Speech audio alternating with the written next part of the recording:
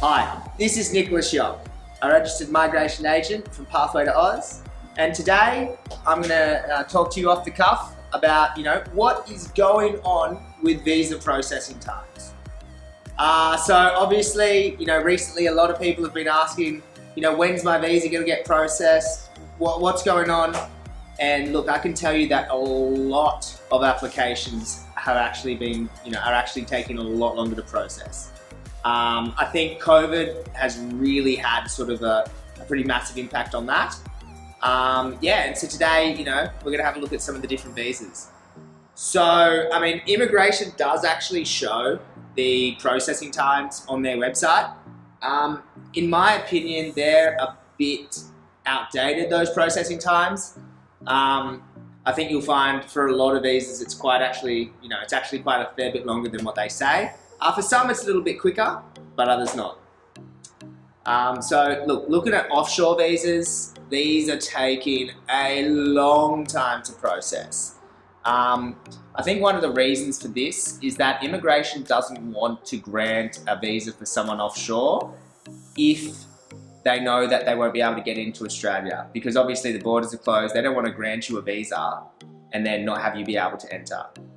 Another sort of reason for the processing time delays, I think, is that a lot of the offices where they were getting processed overseas have closed because of COVID or whatnot, and it's just really slowing the process down.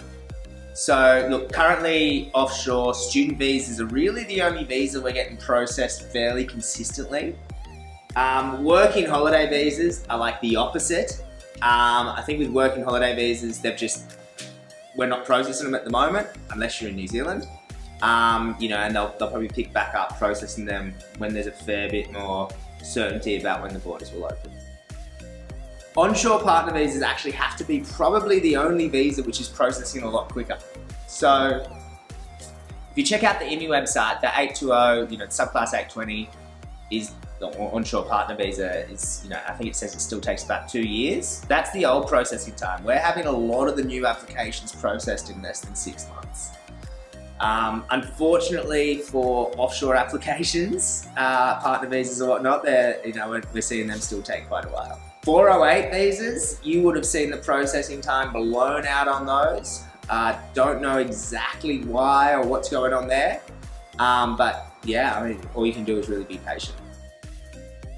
So look, a lot of times we're asked if there's anything you can do to sort of speed up the process to get your application approved. You just want to make sure you lodge a complete application and upload all of the relevant documentation. But apart from that, maybe you could send an email to the processing team who's looking at your visa. But apart from that, I don't think there's really too much that you can do.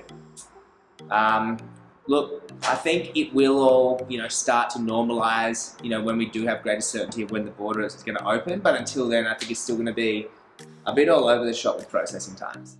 I think realistically, like the global talent visa also is one of the visas which is still getting processed offshore.